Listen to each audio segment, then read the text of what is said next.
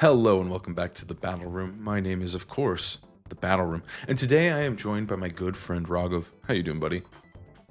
Colin, recently I have been very stressed. Obviously, the Indianapolis Regionals is coming up, but more importantly, I got a new boss at work. He came in Monday morning and said everyone is going to get fired unless you give me a 20-page report on the Pokemon Champions metagame. And so I did it, and I'm here to report my findings. And later I found out my boss is a Battle Room fan, so if you are too, you should like and subscribe. But without further ado, Pokemon Champions Meta Report. Let's begin. So the biggest change. Now, we've done one of these about every month now. And so the first thing we always talk about is the change in the in-game ladder in terms of usage. I think it's very telling about what people are leaning into, what's doing really well, what Pokemon are very splashable. And the biggest change and the biggest upset is, of course, I would say, funnily enough, there's two big changes, and one is that Basculegion, he's number fucking one. Last time we did this a month ago, he was number 5. And who was number 5? Who was number 1 last time? But Sneasler. So Basculegion and Sneasler literally just flipped. Let's start with Basculegion though. He's a titan. He is absurd in this game. And yeah, he's just the best guy. And clearly his usage is showing that. This is finally like kind of what we've been saying, or like a lot of people who are, tapped into the Champions metagame. Basculegion's by far the best Pokemon in the game. It's stupid broken with last respects. And finally, the in-game ladder is showing it. It started off pretty low, finally climbed its way to 5th, and now it's taken its rightful seat on the throne. And just looking at the items here, this also makes sense. Scarf, probably the most threatening set, but we also see a good bit of Focus Sash. Recently, the meta has been exploding with Mystic Water. Cool to see it all the way in 3rd. It's not just on the Swift Swim sets, by the way, guys. People are just running Adaptability, Bulky Basculegion with Mystic Water because the damage is just that useful. So one thing to note here is the item changes, because I do have them from a month ago. Choice Scarf used to be at a whopping 60% of Basculegions, and now it has dropped 17% to 43. And then the big change too is the rise of Focus Sash. Focus Sash originally was at 10% last month and is now at 26. So Focus Sash is just rising up in terms of stocks. I feel like Focus Sash is just so splashable. If you have the item available, he is just one of the best Pokemon to use it. Yeah, that is usually the issue, is that some other Pokemon wants the Focus Sash, but I think Basculegion's just one of the best users because it kills itself, right? Like, it kills other Basculegions with last respects, and being able to just guarantee 2 last respects is absolutely huge. Yeah, and then another thing too, Mystic Water actually did rise in terms of usage. It was actually at 14% and now it's at 19. So I think it's just the fall of Citrus Berry is colossal. That item is just kind of gone. And then all these items are just like, he's kind of just being funneled into his 3 best sets, which are these 3 items. Obviously they all run the same moves. So there's not too much to talk about there. I guess we do have a little bit more liquidation, right? To kind of, apparently some people On are the playing, Focus Sash. yeah, waterfall, it makes up for that percent. But yeah, so we're starting to see the wave crash ones are obviously when you're not running Sash. But yeah, Basculegion, he's the best guy. We see 93% adaptability as well, and then obviously he's usually just max attack, max speed. But yeah, and then the fallen angel is of course Sneasler falling all the way down to number 5. Yeah, I just feel like in recent weeks, Sneasler is just being seen less and less. I think at the beginning, it was just so oppressive with, the trio. Sneasler, Kingambit, Basculegion. We've talked about it so much. But I think people are figuring out ways to actually beat it, right? A lot of sets were running White Herb, and so people figured out how to just KO it. And then the Focus Sash, it's like, okay, it's so frail, it's weak to a Wing Beat. So Sneasler, I think people have figured out a little bit how to deal with it, but at the same time, it's still a top meta threat. It does what it does. It beats Kingambit. It has Fake Out, hits Floette. So it's always going to be a threat. I just think people are adapting more. Yeah, what's interesting too is that its items haven't changed really at all. Apparently, like Lumberry has risen like a little bit because it wasn't even at why? 1%. So there's that. But these two items are the best two items in the game. Sash has actually increased by about 4%, which is pretty solid, and that means White Herb went down about 4%. Focus Sash seeing a little bit more use, but obviously that White Herb set is just way too good.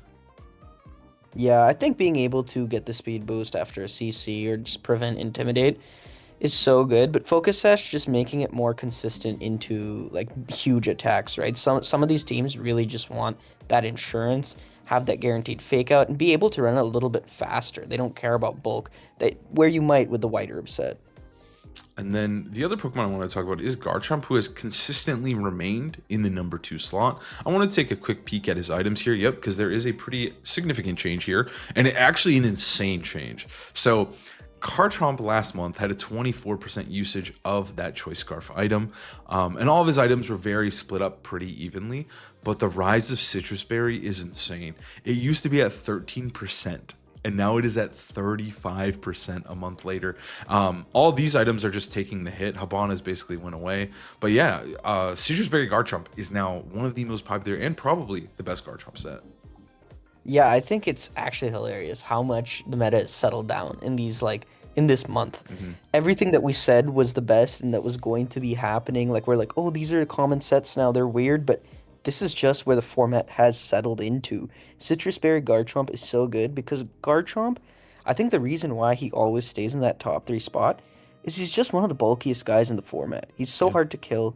His typing is amazing. He's one of the best ground types, kind of the only ground type. And Citrus Berry just allows you to stay on the field longer. That's what you want Garchomp to do.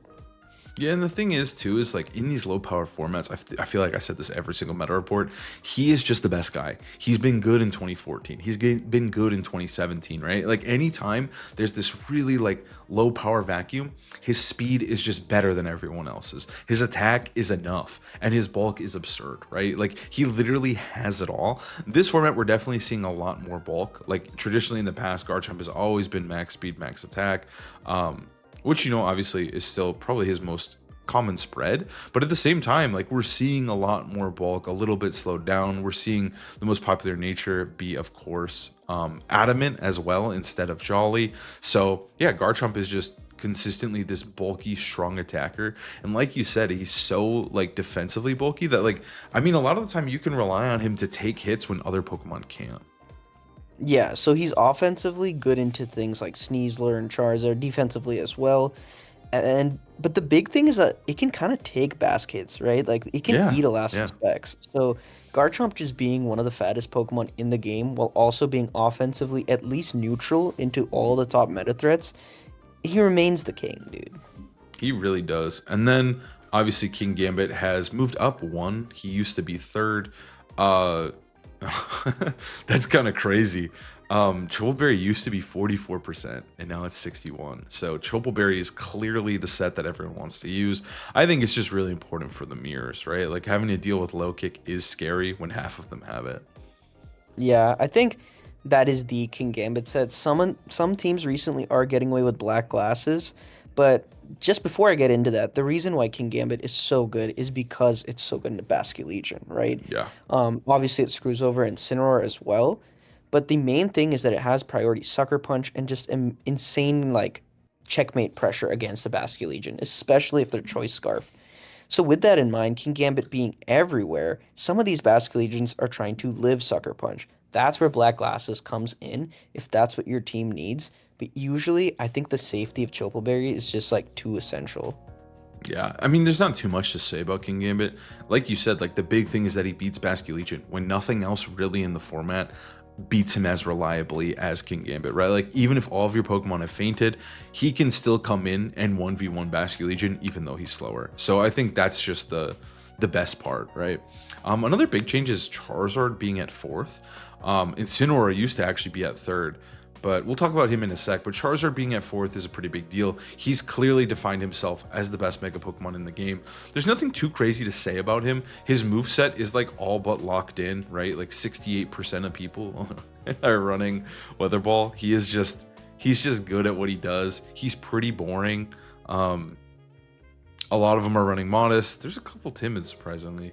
But yeah, Charizard is just the best guy. I don't even know what to say about Charizard that hasn't been said. I think it's really impressive that a Mega Pokemon has made it all the way into the top 5. Like, it's just clearly Yeah. the best one and that good.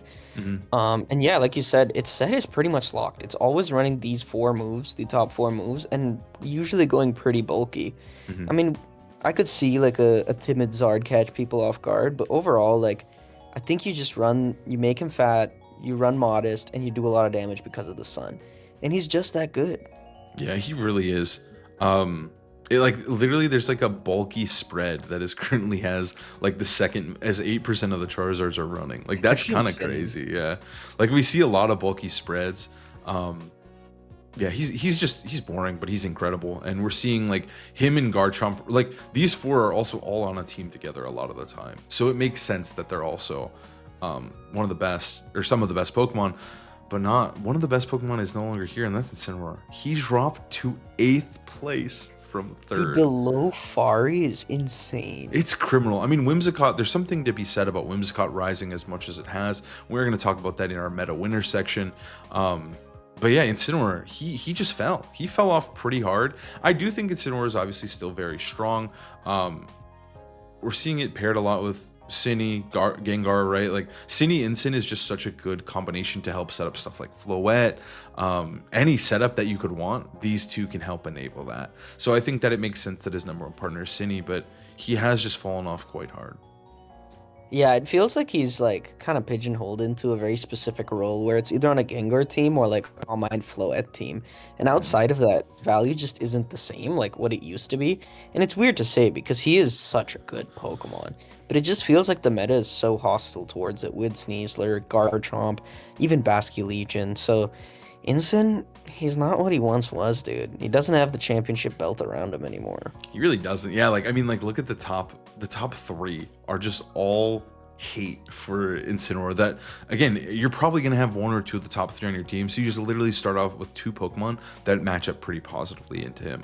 Sneasler as well as 5th. Charizard and obviously Whimsicott don't really love him, but yeah, having some of the best Pokemon in the game be so anti-Incineroar, I feel like he's just going to keep falling at this point. I still think he's solid. He's still winning tournaments. He's still a very, very potent Pokemon, but unfortunately, he's not what he once was.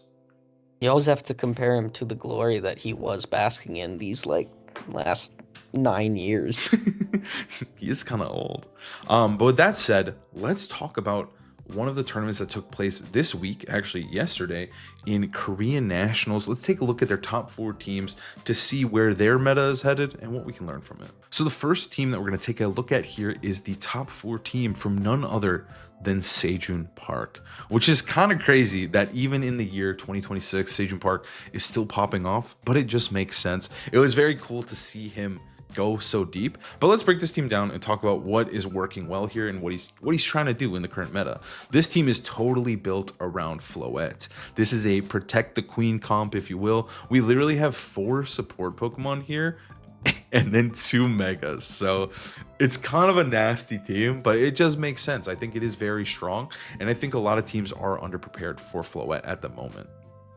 I think it's hilarious that he really put 3 Rage Powder follow me users. Just saying Floette is that broken. On top of that, his Floette doesn't have Dazzling Gleam. He has Moonblast because it's insane damage, and then Draining Kiss for the recovery, as if the 3 redirectors just weren't enough. So I think this is kind of like how much you can push this Protect the Queen type of archetype. We also have Nasty Plot on Delphox, so kind of works for both megas if the matchup really demands Delphox. But it's funny because we see usually like 3 of these on a team, not all of them. I also really like some of the small choices he made. Like, not only does he have 4 support Pokemon, but 3 of them have resist berries. He's like, listen, I need them to stay alive, right? Because I think like when you play into Floette and Incineroar, or just Floette in general, I think Basculegion can be kind of annoying, kind of a pain. But Sajin said, I'm good. I'm just going to run Passion Berry so I can get that guaranteed parting shot off, come into one of my redirectors or my healer, and just get going, right? I also think another Pokemon to talk about here is Vivillon. I think this Pokemon is like really annoying, and I think that obviously on Blastoise comps it's a little bit cheesy, a little bit cringe, but I think that it's kind of opened a lot of players' eyes to kind of just check this Pokemon out, and I think we're seeing it rise up more and more just on any type of team because Sleep Powder is still very, very good, and obviously having Vivillon to have that Rage Powder Tailwind support can be really, really nice. Yeah, I mean, you put it well. I feel like every move it has is very threatening. Yeah. You can prepare for the sleep powder, but you have to keep in mind it could just redirect it away. It could tailwind, and I think it works with this team because you set up the Floette, and then he can be the secondary support mon that comes in, either click sleep powder or just tailwinds up, and now this Floette is the fastest thing, the strongest thing, and the bulkiest thing. Yeah, and then obviously Instant Flood is a pretty classic combo. You're able to just weaken. It just makes sense, right? Like you can intimidate them, lower their defense, and then Floette can raise its special defense with Calm Mind, and then it just wins. So yeah, this was a cool team from Sejun, and I can't wait to watch him play it. But then we have another team from top four, which is kind of an kind of an insane one, dude. This one's kind of nuts. We have Talonflame Floette and then Excadrill, Pelipper, Archaludon, and Basculegion. Excadrill just chilling out here is kind of wild, but at the same time, I think it makes a lot of sense because there are a lack of steel types. Yeah, I'm still trying to like absorb this team, trying to make sense of it, but it's kind of cool. Like I think Basculegion's such an annoying piece of shit that pairing Yeah. it with Rain and Quick Guard actually is really, really smart. This is a hyper offense team at its core. There is that Archaludon, but I really think it's kind of like it's sticking out like a sore thumb here. Like every other Pokemon is just damaged. Like even the Pelipper has Sharp Beak. What could that be for? You know, like the juiciest hurricanes possible. Really, you click Tailwind, you click Light of Ruin with Floette or just a huge move. Or, you set up this Basculegion sweep with Quick Guard. You can't Sucker Punch it anymore.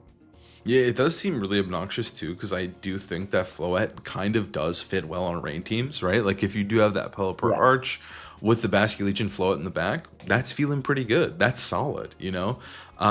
So I think it actually does fit there, but then like you mentioned, there's this hyper offense crazy mode where you just lead like Talonflame Excadrill, Talonflame Floette, and you just start dealing damage.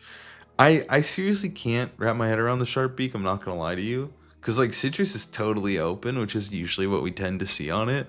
But they said nah. I do like the quick card though. I think that is a really cool tech. Yeah, I'm not sure. Maybe they're like, this is gonna make it do meaningful damage. Maybe it didn't kill Sneasler before somehow. Like, I don't know. Sharp Beak is an It is interesting choice calm. because it is calm. It's not like a modest offensive Pelipper. But this Excadrill is cool. Like, it's good into Floette. Ground coverage is phenomenal. Rock Slide into Charizard. And they're just running Mold Breaker. It's not to catch, like, Sand off guard or anything. It's just a fully offensive Mon. Has incredible offensive coverage. Yeah, and then in finals here, we do have kind of a crazy team as well. So this is the second place team, and we have Talonflame, Glimmora, Floette, Garchomp, Scizor, and then King Gambit. Scizor is kind of a crazy one, right? Because if you, at first glance, this is just a very, very offensive, hyper offense, Floette, Garchomp, Glimmora team, right? But then the Scizor's there too, and you're like, what's he doing? But he does have that, he does have knockoff instead of Swords Dance. He's not trying to set up, he's just trying to do damage and then pressure potentially even Basculegion with knockoff. Yeah, I think knockoff's a pretty good call right now just because Bask is such a problem for Scizor. But this team just looks pretty cool, honestly. Like, Hmm. it's again another offensive Floette team. You just click Tailwind and do big damage, but it has such nice like synergy with Glimmora being able to threaten Charizard, other Floettes.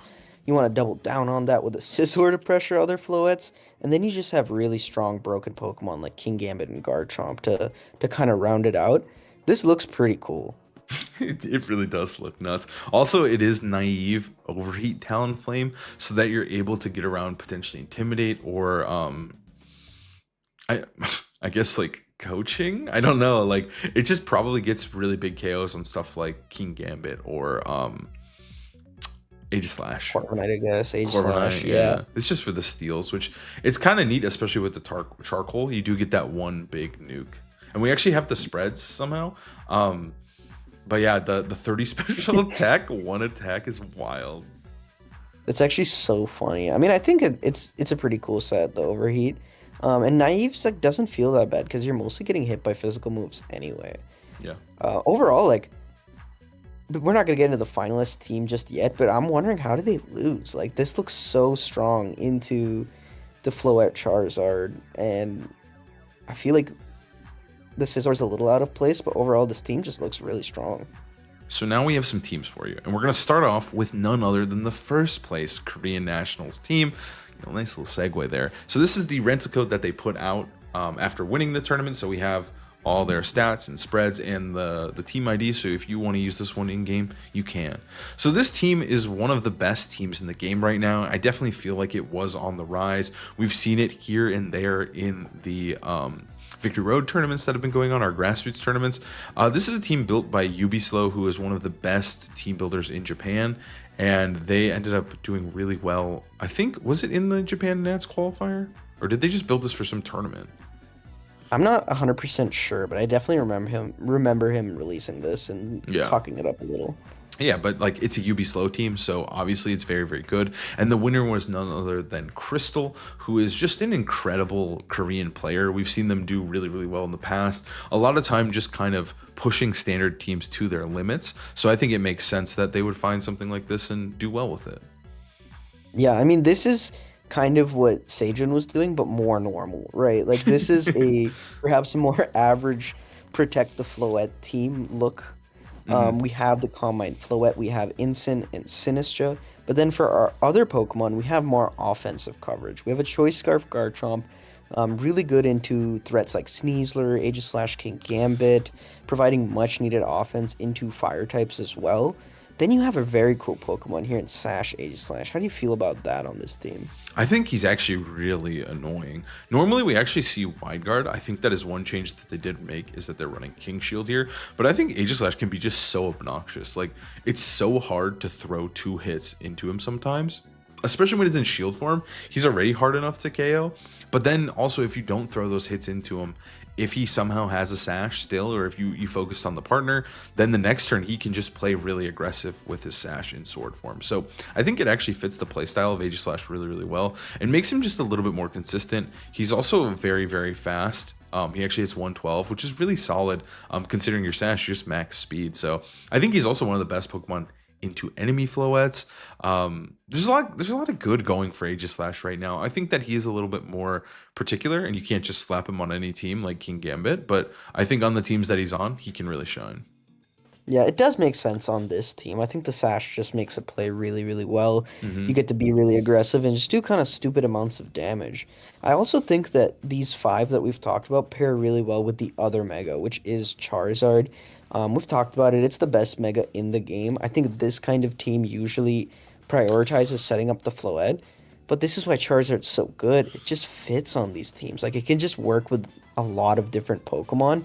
You still have your best friend Garchomp, but you can probably play it a little bit slower here. You can just kind of be aggressive, heal up with your Sinistra, you have Fake Out, Parting. It just rounds out a lot of weaknesses that Floette has too. Yeah, I think like you said, they're just perfect partners. Like, the things that beat Floette are traditionally steel types, poison types, who Charizard doesn't really care about, right? Like Sneasler, King Gambit, Aegislash, he doesn't really care. He can just come in there, set up his sun, and start spamming Heat Wave. So I think that if you bring your answers for Floette, sometimes you can get really bogged down if they do bring Charizard, which I think makes for excellent game, like best of 3 adjustments, but also just like your opponent doesn't know what you're going to do, because answering Charizard is completely different from answering Floette, and I think that's why we see this as a pretty common mega pairing. So the next team we have for you is none other than Suika's first place team. Now, we didn't, it's really boring. This team is what the metagame is, right? Like, this is the top of the game right now. Everything is kind of stemming off of it, right? Like, we're seeing Whimsicott rise in usage, we're seeing Glimmora rise in usage, and a lot of that is because of this team. So I feel like we have to cover it, we have to talk about it. So this was made by Suika, and like, there's like 5 other Japanese players who all use this team to qualify for Japanese nationals together with it. So it's got rank 1 on the ladder. It's qualified for Japan Nats. It's just been a fire team, and like I said, it's influenced the meta so vastly right now. Yeah, and I think to us, because we've been preparing and we've been keeping our eye on the meta, it feels boring because it's so strong and so annoying to beat. But it really does have some cool picks. Like, Glimmora as a whole just wasn't being, addressed, I guess. It's so good typing wise. It's good in Charizard and Floette, but it just wasn't being used. So it finally is shining on this team. We've got Mystic Water Basculegion that, like, this team is single-handedly brought to the limelight. Like, I think they're just saying that Aqua Jets are too juicy. Like, being able to hit Aerodactyl so much harder, being able to just do a little bit more than they're expecting is so valuable in a format like this. Fairy Feather Whimsicott saying, yeah, I don't need Focus Sash, my Glimmora needs it more. I'm gonna do damage with Moonblast. Garchomp is a scary Pokemon. So I think those sets are really cool, and we have to talk about this Garchomp. No Protect, Poison Jab. Poison Jab is very, very cool, especially into the mirror, specifically right now, playing against other Whimsicotts, playing against fairies in general. Like, Poison Jab is very, very real, and the damage you get from it is just worth, right? And another thing to note on that Basculegion is that he can actually one-shot Charizard in the sun. That is one of the coolest things. With Wave Crash? Yeah, with Wave Crash with Mystic Water. It's actually nuts. So I think there's just a lot of good here. Charizard's obviously the best Mega. King Gambit's really, really good support. But yeah, this team is just really influencing and pushing the metagame forward. So you should definitely try it out. You should consider either using it, and you're going to need to counter it moving forward. So the final team we have for you today is none other than the team that won the Singapore VGC Master Ball League. So this was the team that got this player to Worlds, won the entire thing, best team in Singapore. And it's pretty crazy. We've got Mega Glimmora, Solo Mega as well, and then we also have Talonflame. It's kind of just like a hyper-offensive Glimmora team, which is kind of wild. Yeah, I think it's pretty cool, though, because all the Pokemon just support each other so well. The finals was really interesting, and it showcased why this team is so potent. It was going up against a very standard Charizard team, which if you're just looking at this, it looks like food, right? You have this Magnet Rotom that's picking up kills left and right into Basculegion, into Charizard, into Aerodactyl. It weirdly just pushes it to exactly like the special attack it needs. But the main thing is this is a solo Mega Glimmora team, and obviously you're thinking, dude, I'm scared of Garchomp. That's why you have Never Melt Ice, Ninetales to support it. I feel like those four alone are just a very cool little core, and they do really, really well into all these Charizard comps. Yeah, and then we also have kind of a crazy pick with the Swords Dance Lumberry Garchomp, which you never see Swords Dance, and you also very rarely see the Lumberry, but being able to match up into stuff like Scovillain or even potentially Sneasel or Venusaur, right? Whisperotom, like it can come up, but it's just kind of an extra insurance policy against those things, and it paid off. It won the entire tournament. So a very cool team and very different than the other teams that we featured for you today. So this one is just hyper offense. I bet you could climb the ladder in no time with this one. This is free wins. This is an anti-meta team for sure. If you're just playing the most common teams in the format, I think you're going to have a good time.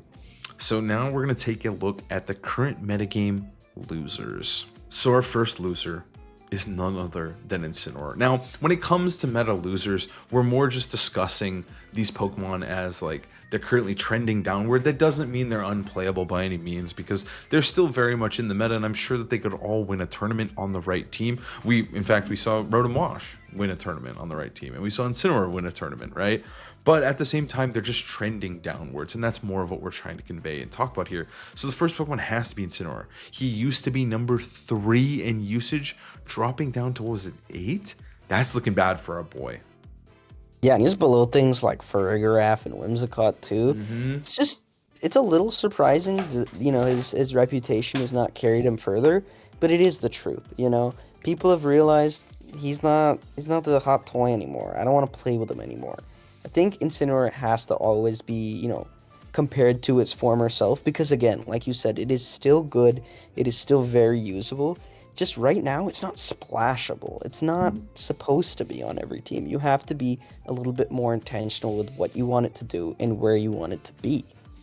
Yeah, I think the story of Incineroar is just like he does need to be deliberate, like you said. Like, you need to be using him to set up Floette. You need to be using him to help enable Gengar further. He's just kind of being pigeonholed into certain comps where he does shine, and he is one of the best Pokemon still.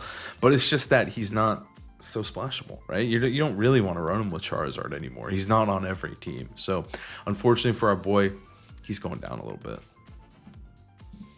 Next up, we have Rotom Wash. Now, Rotom, I would say he's had his ups and downs, right? At the beginning of the format, he was looking fire. He was looking great. But then as time went on, he molded, he shifted. We saw some Scarf Rotom rising. But then, unfortunately, now I feel like he's just not there, dude. He's just not at the, he's not even in the conversation.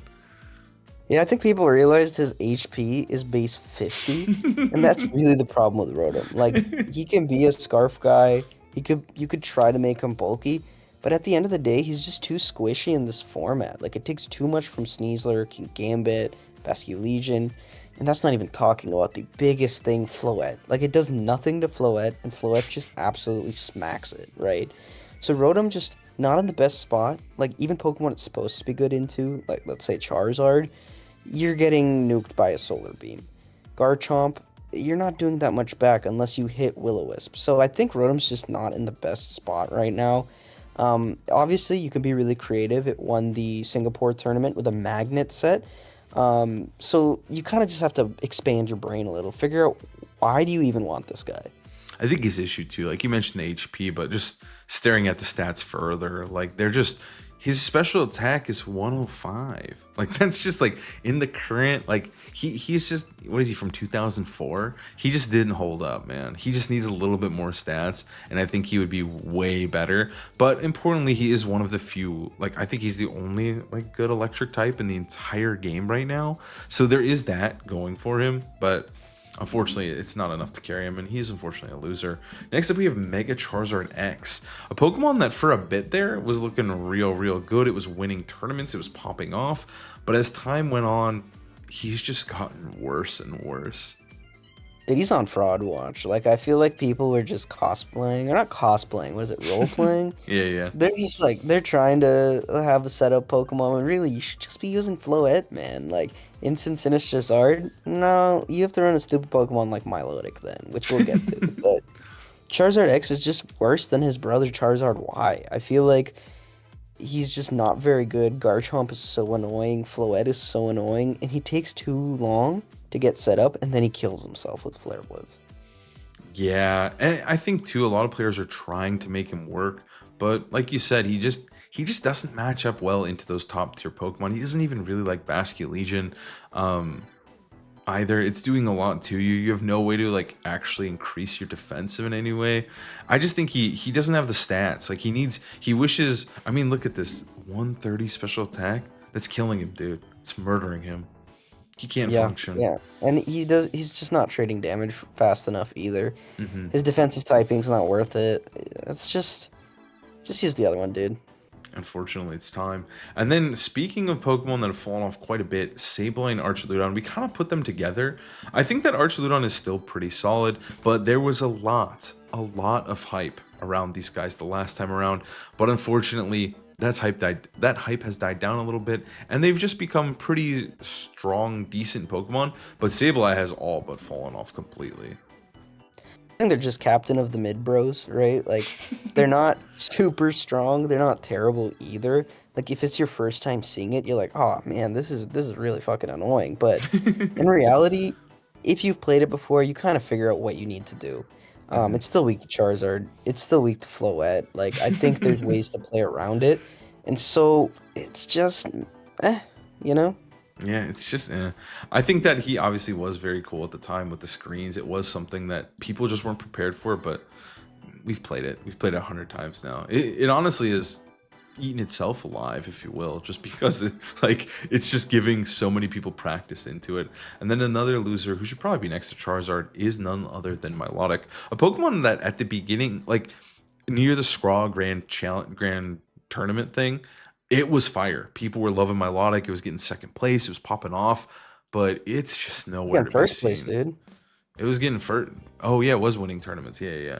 It got second in the Scraw tournament, but yeah, it's just it was popping off. But now it's, dude, I don't know the last time I saw this thing.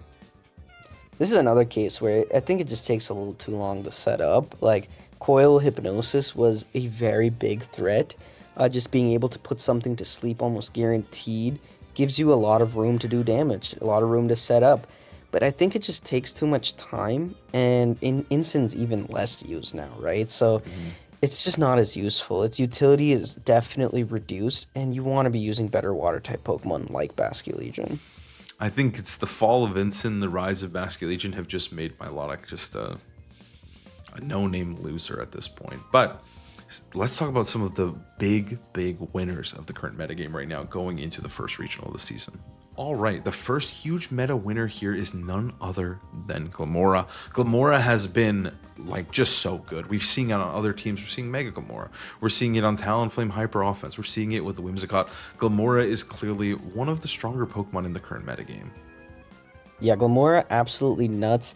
Crazy we weren't using it earlier because it matches so well into Charizard, able to just one-shot it every time with Power Gem. Sludge Bomb, amazing coverage into Floette.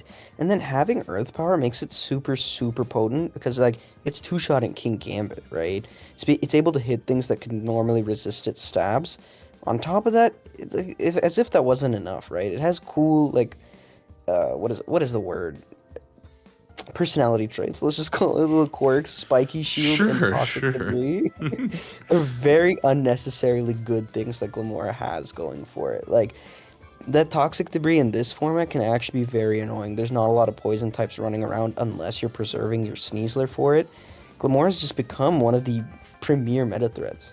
Yeah, and another thing to note about toxic debris is this meta is like it's kind of settled down to a place where I feel like the special attacking megas are primarily your special attacker, and that's usually one of your only special attackers on the team. Obviously, there are Pokemon like Sylveon and Whimsicott who are special attackers who do well, but for the most part, the meta is very physically dominated, which is amazing for Glimmora and Toxic Debris. It basically means that most of the time, you get a guaranteed one layer of Toxic Spikes, which is not great, but at the same time, it's breaking sashes. It's putting a timer on certain Pokemon that are very bulky, like Garchomp, and it can just win you games, right? We saw even on the team we shared earlier, the Suika team, that every Pokemon had Protect on that team. It was all about abusing the fact that they did need to hit this thing. So Glimmora, a huge winner right now. And we got to talk about Glimmora's best friend and partner in crime, which is Whimsicott.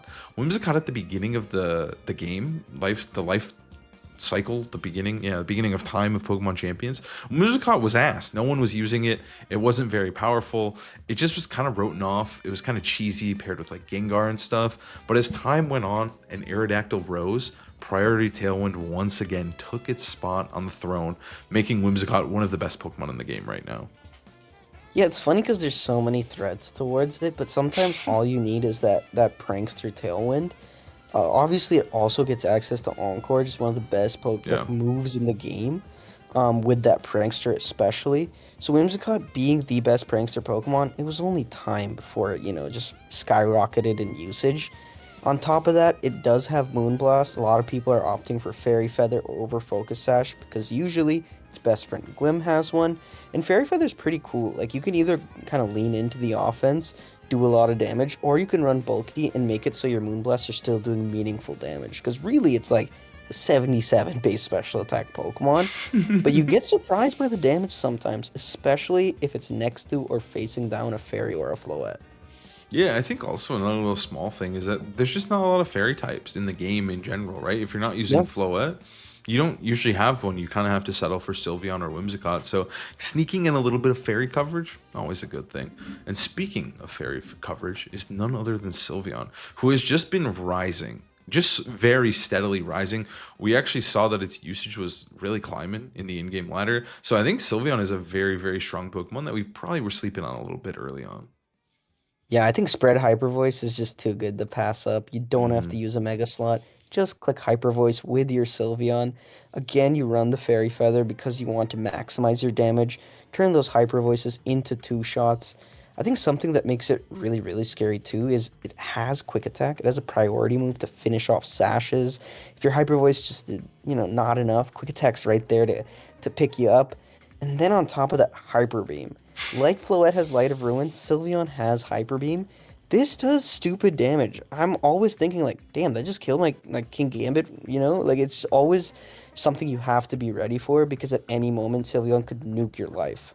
If you don't resist Fairy, Hyper Beam is most likely getting pretty close to killing you, if not one-shotting you, right? It's such a cool move, and it just kind of adds a lot. Like, obviously, it has its downsides, but at the same time, like, if they just get that huge KO onto something you're not expecting, or a Pokemon that you just need later, like specifically King Gambit, it can just completely shift the tide into your favor. So yeah, Sylveon has just been really, really good. It functions amazingly in Trick Room, which we've seen a little bit of, and also Tailwind, which it just has barely enough speed to function perfectly in both. So Sylveon has just been incredible.